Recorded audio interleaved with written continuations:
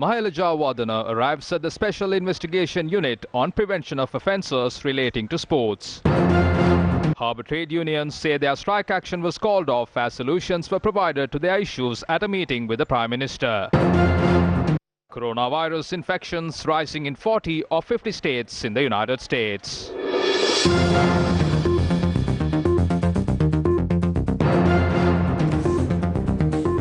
Hello there, very good afternoon and welcome to Lunchtime News on TV1. For the Newsfirst team, I'm Martin Satyanesan. Starting off with a look at your lead story for this afternoon. Former Sri Lankan captain Mahela Jayawardena arrived at the Special Investigation Unit on Prevention of Offences relating to sports today to provide a statement on the match-fixing allegations at the 2011 Cricket World Cup finals levelled by former Minister Mahindananda Aluthgamage. However, the unit did not record a statement from the former Sri Lankan Test cricket captain. Yesterday, the director at the Special Investigation Unit informed the media that Mahela Jayawardena will appear before the Special Investigation Unit on Prevention of Offences relating to sports. Reports suggested this morning the decision to record a statement from Mahela Jayawardena was changed. However, Mahela Jayawardena arrived at the Special Investigation Unit this morning.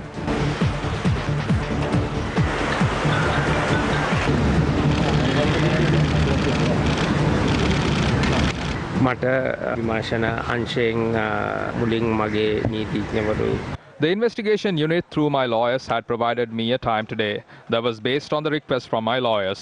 At 11:30 last night, they informed me that they will provide another time for me to give the statement.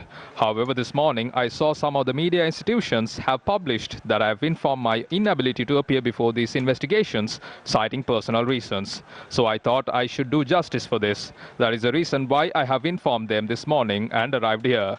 I never told that I love the sport. I respect the sport and have the responsibility to provide what is required by them. However, they said they are the ones who decided to cancel this and they will provide another day for me to record a statement.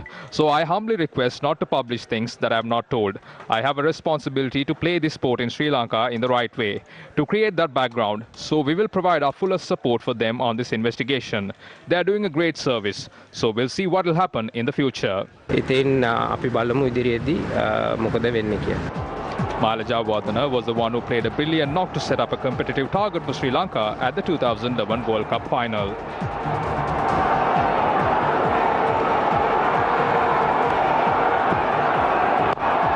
Goes offside, save your legs. Mahela Jayawardena, a high-class innings from a high-class player. The biggest of stages, and the Sri Lankan has delivered. What an innings. He scored a magnificent 103 runs off just 88 deliveries with 13 fours. That was the second century he scored at the 2011 Cricket World Cup. Of just 84 deliveries. This was perhaps the old... Statements were already recorded from chairman of the selection committee during 2011 World Cup Aravinda de Silva and cricketer Upul Taranga. The skipper of the Sri Lankan team at the 2011 Cricket World Cup, Kumar Sangakkara, provided a statement for 9 hours yesterday. The harbour trade unions say their protest was called off following discussions with Prime Minister Mahinda Rajapaksa. The strike was called off after solutions were provided to their issues.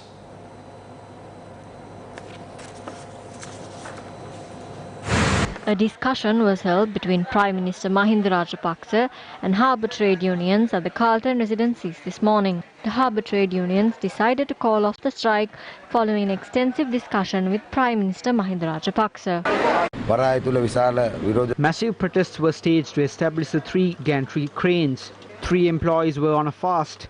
They also went on a strike. A cordial discussion took place. We can't tell when we will stop this fight if the gantry trains are not established. The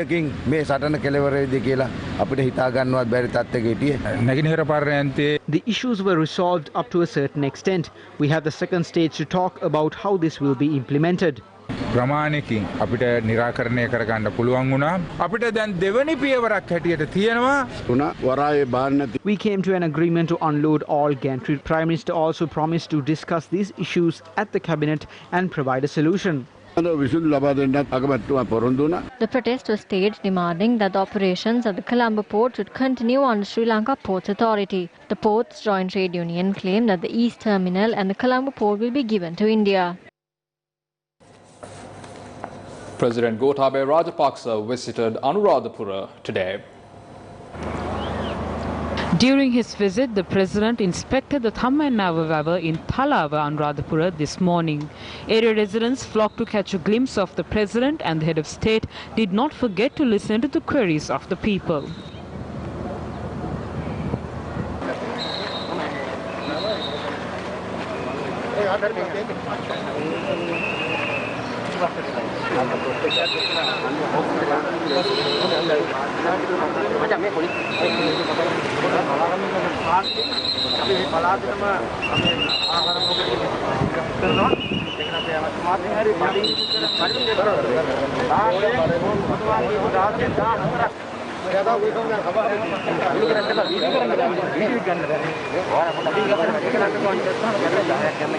A group of traders at the Thamuttegam Economic Center who arrived at the venue donated 200,000 rupees to the COVID-19 fund.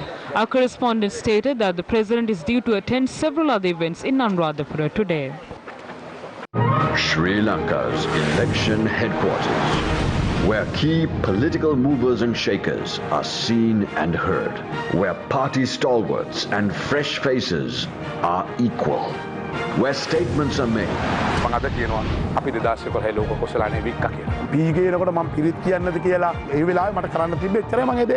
And leadership emerges, where partnerships are established and destinies decided.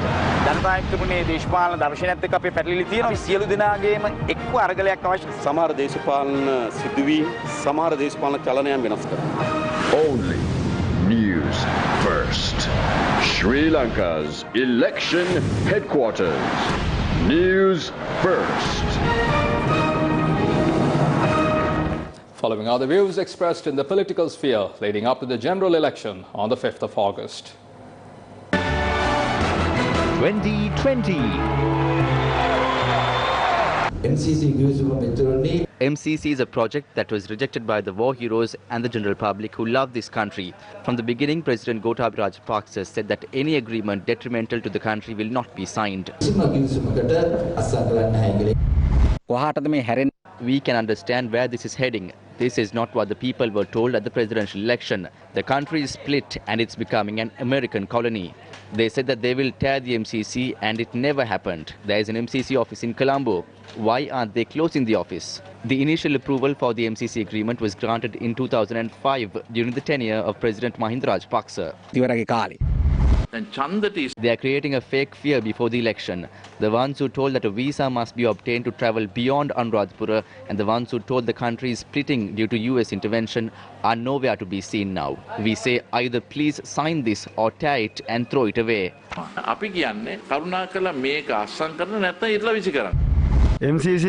The ones who brought and got ready to sign the MCC agreement are now trying to put the blame on us. It was during their government that the MCC agreement was ready to be signed. The JVP and the breakaway faction of the UNP who kept their mouths shut are now trying to blame us. President Gotabaya Rajapaksa will not sign any agreement that is harmful for the country. Don't blame the UNP government for every mistake. Whether the UNP signed it or not, there is a government and an executive president. Whether the UNP signed it or not, there is a government and an executive president now. The government should be able to make a direct decision at this moment. Convene the cabinet and cancel any agreement without blaming others. A committee report was released recently. Tell them to state that they are not going to sign the MCC. They won't do it. Previously, why did the MCC agree to give us money? It is to measure lands. Now they are going to give money to our energy sector, similar to Nepal. Agreements such as AXA, MCC and SOFA are similar, like a chain. 2020. More news from the political sphere. Leader of the Samagijana Balavegya, Sajith Premadasa, attended a public rally in Jaffna yesterday.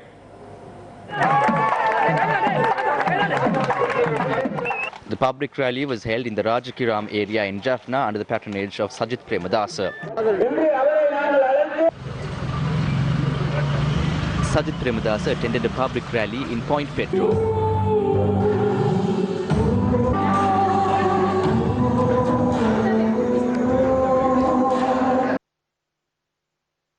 Later, a meeting was held at Kites. We will not help abolishing the provincial council system that was created by providing the maximum power, because I believe the provincial council system is a main feature of a united country. However, there are many complaints about the provincial council system. What we should do is not to abolish provincial councils. We need to fix the issues at the provincial councils, provide financial support so they can serve the people.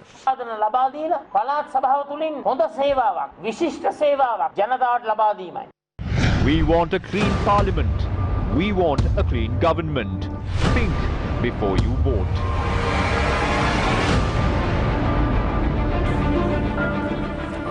Negligence of elders have cost the life of an infant. This incident was reported from Deniaya.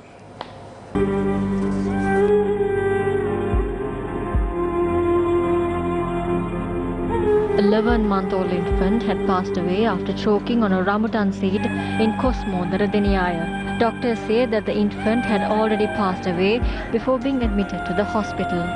It was reported that the parents of the infant was not in the house when the incident happened and the infant was with the grandmother. According to our correspondent, the remains of the infant is stored at the mortuary of the Mathura General Hospital.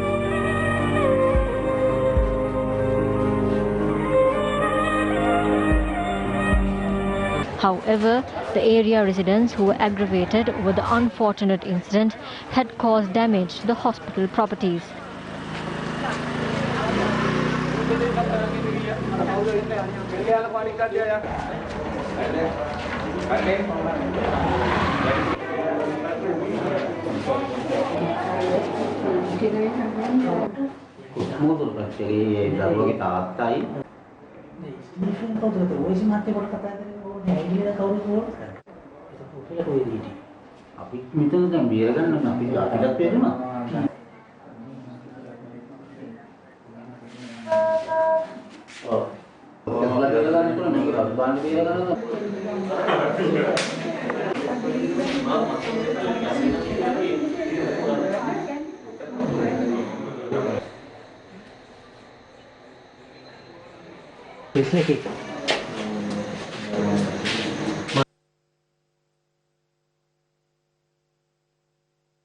Before we could tell anyone about this, the hospital was full of people.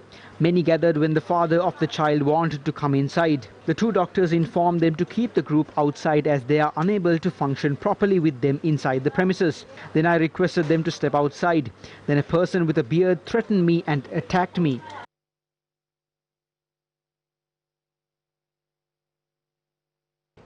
The Deniaya police officers were deployed to provide security during the tense situation. It has been reported that the staff of the hospital has commenced a strike thereafter. Our correspondent reported that only essential treatments will happen at the hospitals.